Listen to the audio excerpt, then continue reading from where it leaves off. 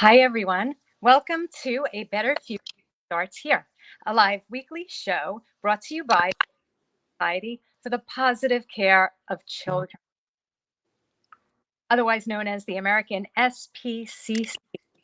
I'm your host, career and public speaking coach, advocate Tracy Kawa. American SPCC is dedicated to improving the lives of children in the States. We are America's voice for children, individuals and organizations to ensure that children are raised in a safe environment so that they may thrive and become healthy and secure leaders of tomorrow. Our goal is to bring you perspective, knowledge, and support from leaders and professionals who are dedicated, who have the same mission as the American SPCC, which is empowering children and families. Today, we are happy to bring you Lauren Nwegbo, who also goes by the name of Cybher Sister. Yay. Thank you. Lauren, yeah, welcome. Thank you. Is a cybersecurity enthusiast who desires to take a more personal approach to security through the education of everyday users of technology. With the experience that she's acquired, her goal is to educate and empower everyday people to know on how to protect their information and information assets in an ever-changing technological environment. Cybher Sister's mission is to ensure users have the necessary information and tools to navigate confidently and securely online. Welcome, Cybher Sister Lauren. Thank you so much. Thank you, Tracy. Thank you for having me.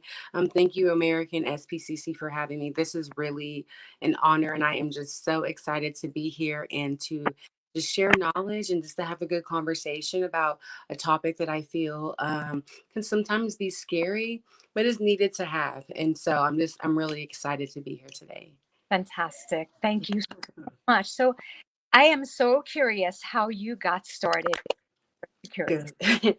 Yes. So I actually got into the space when a little bit while I was in college, outside of college, and my dad had a computer science degree, and it wasn't what I originally wanted to do, but I just felt a calling, and I was able to get an IT auditor position, a staff IT auditor position, which that's more on the government compliance side of things. I think when people think of cybersecurity, they think of the person in the hoodie on the computer, typing away, getting into files, but cybersecurity is a broad and large umbrella. And being on the governance side and being an auditor, I was able to see a lot of holes in companies that would allow for cyber attacks. And usually when these cyber attacks happen, the casualties are the people, the customers, the clients, the patients, depending on the organization that we're talking about. And so I think it really hit me to start this brand when I was looking at the Target, when Target had their big cyber breach. And I think that was the first time. Yeah, yeah. Ah, hmm It got brought to everyone's attention, and people were still like, what does this mean? And so as I got more into my career, and as I was seeing the effect on people that I knew personally that were getting their identities stolen through these breaches, I just felt inclined to educate people, because as someone in the profession, excuse me, these conversations are normal to me. Reading articles on cybersecurity attacks are normal. Going to webinars and learning more about the changing technology is normal. But as a person who is an everyday user of technology, it's intimidating, and you don't know how these things are affecting you. If someone, I always say, how can you know something that you don't know, right? If it's not brought to your attention.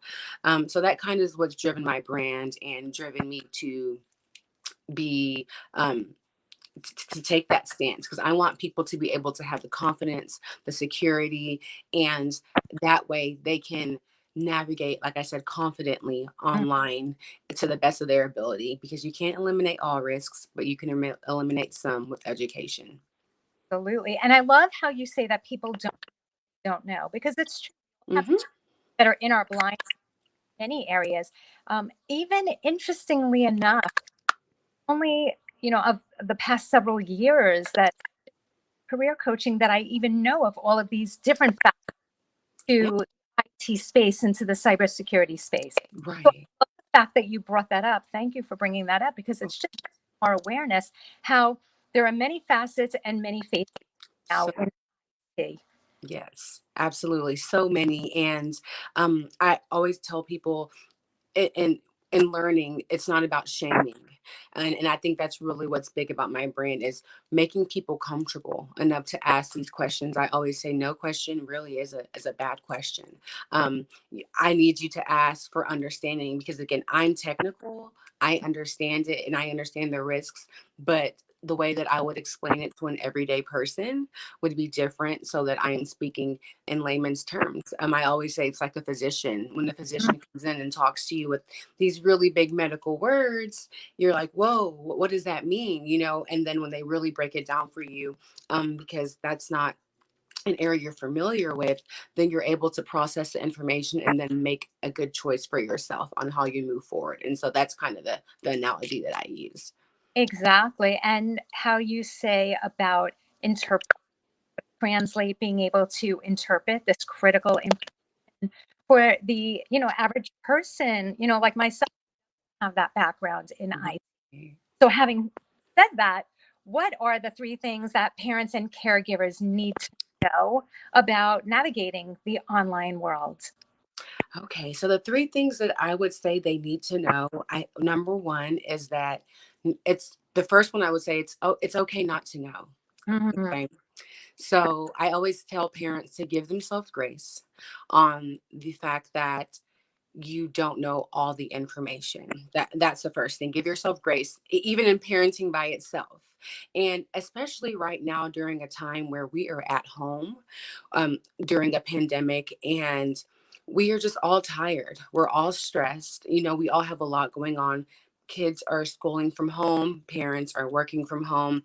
It's just a very, tight environment. And so I always say kudos to parents right now for dealing with that. And yeah, that's why I say, like, thank I just I'm not a parent yet. I actually just have a nephew, so I'm getting a little bit introduced to that Prac- side. But Practicing. yeah, I'm practicing. I love other people's, but I just dealing with that stress, and then also the weight of the pandemic as well. And so this is definitely a time to give yourself grace. But on the flip side of that, your children are on their devices a lot, even for school. I know that I had a 7-year old that I think it's a family friend's child, and they use about 7 portals to do all of their schoolwork, right? And I'm like, well, that's like corporate America. That's how many that's how many. Yeah, it's a lot. And so, and then when they get off of that, sometimes parents are so tired, they're like, hey, just get on your laptop or get on your iPad, I'm tired too. And so it's just a time where I understand, but with understanding, there just has to be a little bit of balance. And so the first is to give yourself grace that you don't know everything. Secondly, I would say parental monitoring is Mm. important on these devices. You can set different parental controls. You can set different settings on your child's devices, and having conversations with them as well. And then we'll get into that a little bit later. But I would say those are the couple of things that I would start with first. And also being attentive. What is the maturity level of the rating of the TV show that they're watching? Are they on YouTube Kids? Are they on their Netflix child account?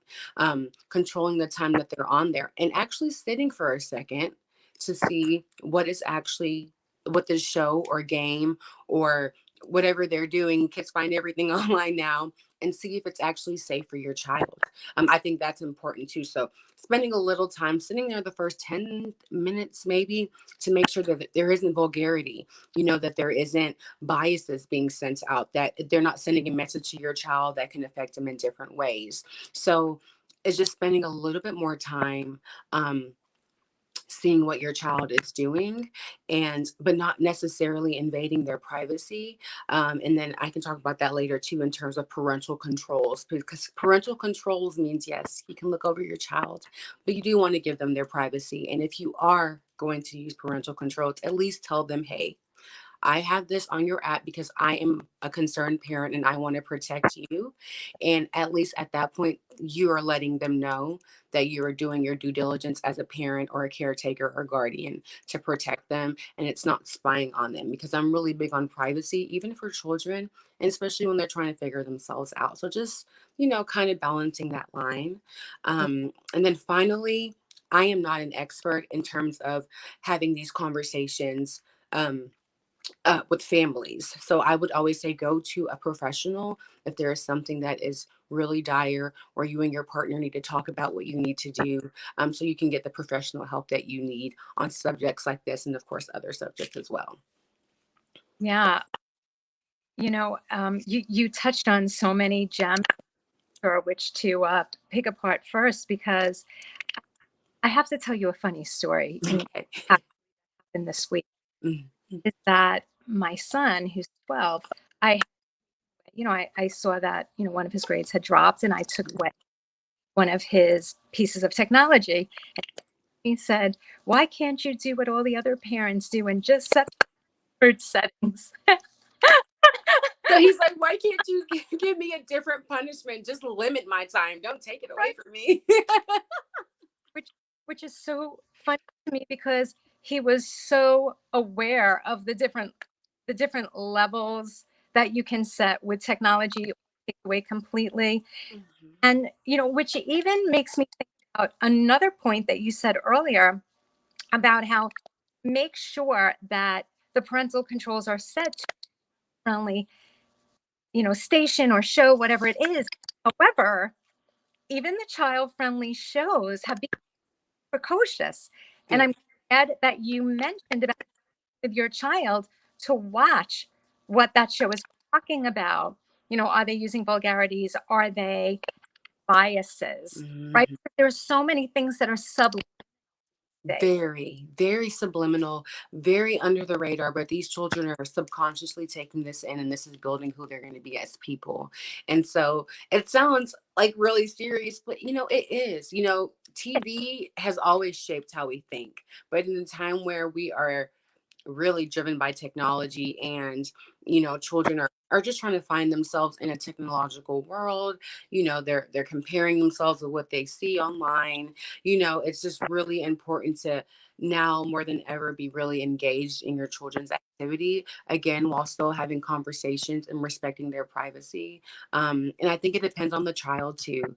I'm not a parent, but I know that my parents, every child needs something different, and you're allowed to set those parameters within the child that you need. Yeah. I know my middle child needs a little more, more care, so I have to pay a little more attention to that. And so, use your discernment, your parenting skills, the fact that it is your child, and you know them, to help navigate that way as too. So the knowledge that you do have is what I tell parents. You already have the knowledge because you know your children, and then use that as the, starting stone to help you move forward, and to allow you to be able to, again, have these conversations and to protect your child based off of their personality and their needs. Because each child is different. Each child is different. Absolutely. Absolutely. You mentioned in previous conversations, is never too early to start teaching your children online safety. Can Yes. you tell us a little bit about that? Yes. So it's interesting because I took a lot of child psychology courses, and I worked for, I was a coach at a gymnastics gym in high school and a little bit into college. And so when it comes to like child development and, the understanding where children are at different phases, and if they're meeting the right marks based off of their age, and different things, I have a little bit of experience in that. And so the conversation changes based off of age, but the message is still the same. Mm. And I think that when you're talking to your 3-year-old, that is, because I always start with the 3-year-olds, because 3 is officially like the potty trained age, and it's the age that they're actually able to communicate, Mhm. like really words phonetically, tell you what they want, and so that's a very tender age. I always say they're still tiny, but they're big enough to walk by themselves, so that's kind of how I describe them.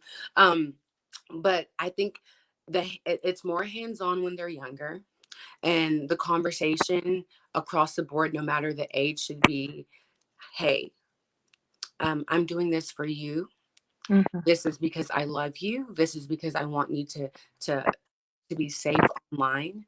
And if anything happens that makes you uncomfortable, please come and tell me so I, as a parent, can protect you from the things that are out there online. And I think that goes up into every age range. So the younger they are, it's more hands-on. You can take their iPad, they'll throw a fit, but you can do different things. You can really put Right. parental controls, and then they'll go play around with something else, right? Because they're little. So you have more control, technical control there.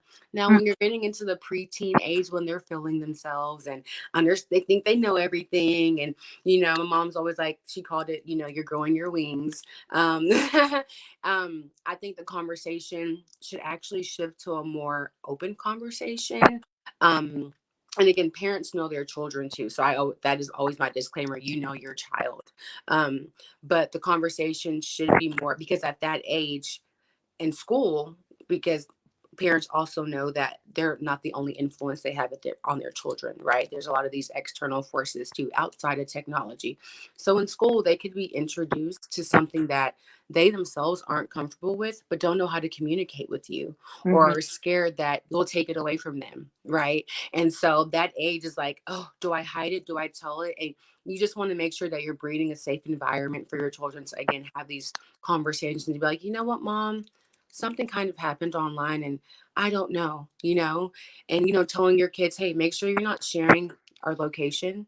Make sure you're not sharing anything personal about yourself. Mm. If someone asks you something, you need to come talk to me. And again, just that open line of communication. So your children are educated on, hey, my mom, my dad, my parents, my guardian told me that if this happens, I should go there. And so you're opening that comfortability to where they can come and talk to you, and you as a caregiver parent can go ahead and make those changes for the child for them to be safe.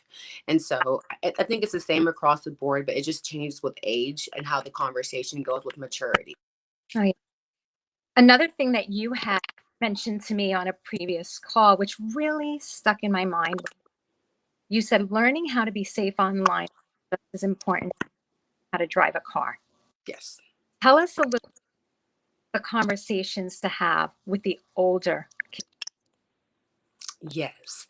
So okay, it's so interesting because um I- I'm not a parent, so there are certain things that I can say and give information on, but until I'm in that role, I can't understand the emotionality that Right. goes behind being a parent. Right. And so I try to always tell parents, I'm not shaming you or the child. This isn't about shame.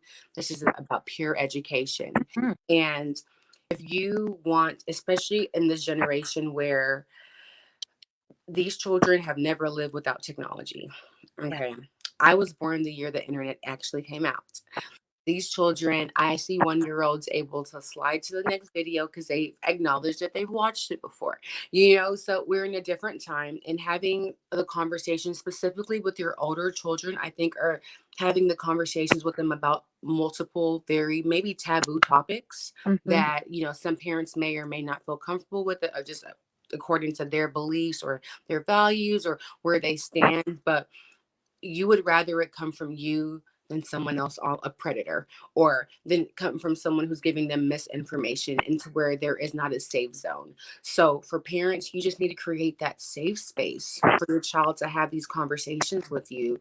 Doesn't mean there's not going to be consequences for behaviors, and I don't want that to be a disconnect, because if there needs to be, the consequence can be however the parent, again, chooses to deal with that situation. But the conversations need to be a little more candid, a little more honest, because the internet is brutal. Mm. And so if you can let them know that, and this also helps with their self-esteem too. So you doing this is really breeding them for the future, because technology is not going anywhere. And so just being honest and sensitive with your child about these conversations. And again, creating this safe space where they're like, I'm still trying to figure out myself. I'm seeing this online. I don't know how I'm supposed to feel or even navigate, or I can't fully process this. Um, I would just encourage parents to allow their child to to have an open conversation, because like I said, it is like driving a car.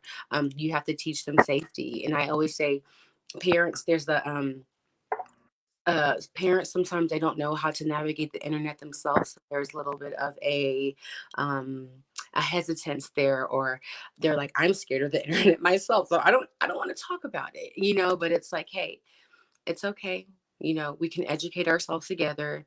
And through educating yourself, you'll know how to educate your child. And so it'll be a win-win situation. It's great advice. Mhm. How would you navigate, or how would you address the idea that some feel like, oh, that would never happen to my child? That's, other people. And, my child follows all the rules and doesn't talk to this, doesn't do cyberbullying.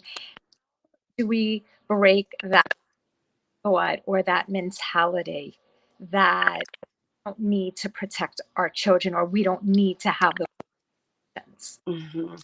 And for parents that feel like that, I'm glad that you have a trust in your child. I'm glad that you feel like you're already doing the right things.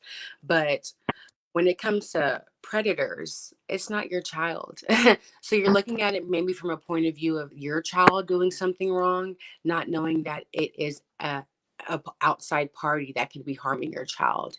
And I just encourage parents to look at it that way. It's your child can be doing all the right things, but if you're not educating them on the fact that there are predators out there that are really are trying to get to children. There's different apps that are downloaded that parents even use to help their child for parental controls that people hack, because they want to get their children's information because of, just inappropriate behavior.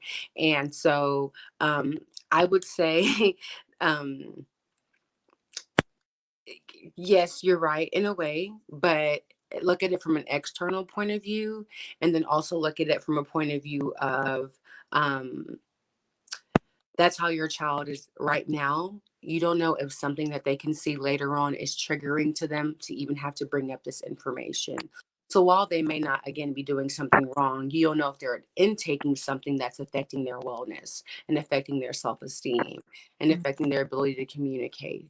And so that disconnect from, oh, I don't need, my child is fine, is you might want to encourage a little more conversation, and dig deeper. And just as a story for myself, I remember when the internet came out, and I got a desktop, and well, we got a family desktop in the computer room, and we were on the computer, me and my sisters taking turns. And I remember being in these chat rooms, and I'm clearly a 9-year-old, per the way I type. And I remember men asking me, hey, they would make you feel comfortable, because you're a child, you're naive. Oh, this is great. So where do you live? So what do you do? How close do you stay? What's your age? Asking these very intrusive, inappropriate questions to people that they know that are truly underage and are a vulnerable population. And granted, I knew better, but not all kids do. And so that's just an example to show you how it's not always your child. We should be looking at it from a different point of view. We should be looking at it from the fact that there are people out there that don't have the best intention for your child. And so that's how we should look at it. So important to shift the perspective. So important. Colonel. Mhm. Absolutely. Yeah. Thank you for that. Yeah. So, where can our listeners find you? You're investigating Cybher Sister, the company, correct? Yes, the company. Yes. So right now, Cybher Sister is essentially my handle. And on that, I give just everyday advice for the everyday user on how to use technology, from Wi Fi settings to VPNs to different articles for different cyber attacks happening, um, good password parameters, antivirus on your laptop, phishing emails, things like that, that the everyday person should know and does help them in navigating online.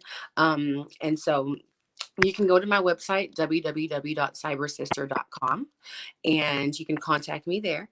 And I have a contact me form. You can also see my services. I do cybersecurity trainings, whether it's for your staff, whether it is for if you want me to come speak at your school. I also do keynote speaking events, and then I also do one-on-one security device, like security protection device. For instance, if someone were to consult me to help them basically get their security, their digital hygiene in place, like helping them with their passwords, consulting them on what to do with the VPN, helping them with their Wi-Fi settings. I assist with that as well. So you can contact me on my website, also on Instagram. I have my Instagram as well, Facebook and Instagram. Yes, it's Cybher Sister. And you can, my email's on my Instagram and it's on my Facebook as well. So you can contact me there if you have any questions. I'm here to help. And I always say I'm a learner too every day. And in this field, I'm learning something new every day. So I'm the kind of person, if there's something I don't know at the time, I promise I'll get you the information from the source. So just reach out to me and I will do my very best to assist you in whatever way you need. This has been so valuable. We're definitely going to bring you, because there's so many topics yet to cover. And I'm sure as we're going to want to hear more and more. Yeah, I'm so excited. This has been great. This has been amazing. And like I say to parents, I actually have some resources that I would like to give parents if that's okay. Yeah. I did a live on my Instagram this week with a Forbes 30 for 30. Her name is Farida Shahid. And we talked about this very same topic, and she was just giving a lot of gems for parents. And her brand is specifically about protecting your children online. Tracy, I don't know if you wanted me to send you her information that I can give to you later on. And you can maybe share on Facebook, whatever works for you. Mm-hmm. But she gives weekly master classes on how to protect your children online. She has an ebook guide to how to protect your children, and she also has courses as well that you can take. She's amazing. She has something called the Safe. Let me see. It's called the Safe Kids Movement, is what she calls it, and it's just about really the protection for the education of parents. And what I love about her so much, she's such a sweet soul, is she does not make parents feel bad for not knowing the information. She breeds a safe space for the child and the parent. And so it just makes it comfortable. You're able to ask her questions, and she is just so giving, and just the way she gives the information is warming, and it takes away, I guess, some of that shame parents may have for not knowing the information. And so I appreciate working with her. Her brain is amazing. So Tracy, I'll give you that information so the followers can have that for them, because she is amazing. We had a good time. Yeah, we're going to have her on the show, Lauren. Yeah, absolutely. Absolutely. Please, absolutely. She's amazing. And that sounds like such valuable information. In addition Mhm. to the information that you gave us today. And if there's one takeaway that I really want parents, is that learning how to be safe online is just as important as learning car, because that learning how to drive a car is obvious. How to drive a Yeah. car, we've learned what to do, we've learned what not, Right. how important it is, and there are still classes. There's still car wrecks. So just imagine, with So all the education, the driving school, the everything you put your child through, the even the safety controls in cars now that help with a lot of different car accidents, the reverse camera, the beeping when you're too close, all these controls in cars that are still helping us. It's still important to know how to drive. imagine how important that your most valuable, your children, people Exactly. are protected, and how to protect themselves online. Exactly. One last question for you, Lauren. What was the difference between your information and your information assets, which are in Sure. the bio? Yeah. So information is just anything that has to do with you in general, right? So whether it is your date of birth, basically your PII, which is your personal identifiable and information. Sorry, I'm kind of going blank there. So that's just a piece of it. When I say information assets, it's more things that are completely monetary, or things that can be lost to you, right? Well, now, while having an access to your information can lead to that. They're both one and the same. When I say information assets, this is information that has monetary value to you, that could have a monetary effect because this is something that you own. This is something that you've worked for. And so information itself is a little bit separate from the asset side of things. And so just, again, I always think of like your bank account for me is like an information asset. Falls under both. Yes. So it's like, what can I do to protect that? My biometrics. And so, or do I do, passwordless sign on, or a lot of the things that exist to help reduce the risks, because convenience is high. And I always say that when convenience increases, so does security risks. So you have to understand that, we have IoT devices, which are like our thermostat nests, that's like our baby monitors that use Wi-Fi. These are all things that, if you don't know how to protect and connect, they could be exploited from an outsider. So that's kind of what I talk about in my brand, is for the everyday person, like adults, to protect themselves. You mentioned biometrics. What are biometrics? Biometrics are your fingerprint or facial recognition. Yeah. So when you use your fingerprint to open up your phone, or when you use it to like send a transaction, like you have to use that to get into your bank account, or depending on the phone that you have, if you have to use your facial recognition, those are good controls in place because they don't take a password to be entered, and that is strictly identifiable to you. And so we use that for just a little bit of a control, what we call them, in place to keep someone from being able to steal your passwords. Got it. So we've learned key buzzwords in cybersecurity, and biometrics. And biometrics, yes. So Your information assets, and put your biometrics in place. Put your biometrics in place. Yes, please do. Use your fingerprint and use your facial recognition. I know some people are like, my facial recognition, you need to see my face, and that's a whole story in itself.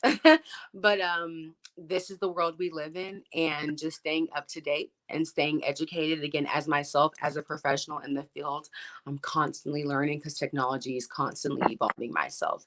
And so I just want to be able to portray that information for my followers, for my guests, for my visitors, and just have them have a safe zone, to the way they know that they can get some valuable information that can help them and protect them in the future. So again, they can be confident while being online, because it can be very intimidating. Lauren, you are passionate about what you do. You are extremely knowledgeable, and you are a pleasure to have on the show. Thank you so much. Having you back. We're bringing you back every few months. Thank you again, Lauren. Thank you so much, Tracy. Yes, my pleasure. We're at cybersister.com. Awesome. Has an H in it, CYHERSIR. So remember to reach out to her. And if you are a struggling parent, ever know that you're not alone. To access more positive parenting resources, just like what you heard today, please visit our learning center at americans.org. Thanks to our viewers, our donors, and our supporters, we have over 5 million parents, teachers, and caregivers with the tools needed to help children build.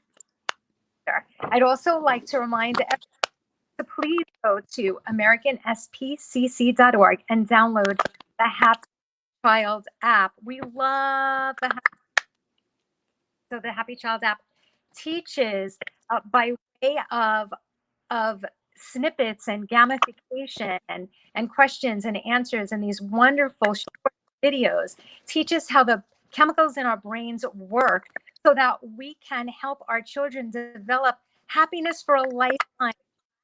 Not happiness that's like that social media or purchasing some kind of happiness that lasts. This is basically helping them to establish a lifetime, learn how our brains work, lessons, alerts, and insights to even build a deeper and more connection with our child. So if you would like a conversation, or if you know anyone or someone up child or families in your neighborhood or in your community, we want to hear from you. Please contact us at info@americanspcc.org, info@americanspcc.org. Let's make a difference together. Visit us, learn how you can help American SPCC SPC.org. Remember, a better future starts here. Thank you for listening, everyone. Awesome. Thank you guys so much. Thank you so much, Tracy. This was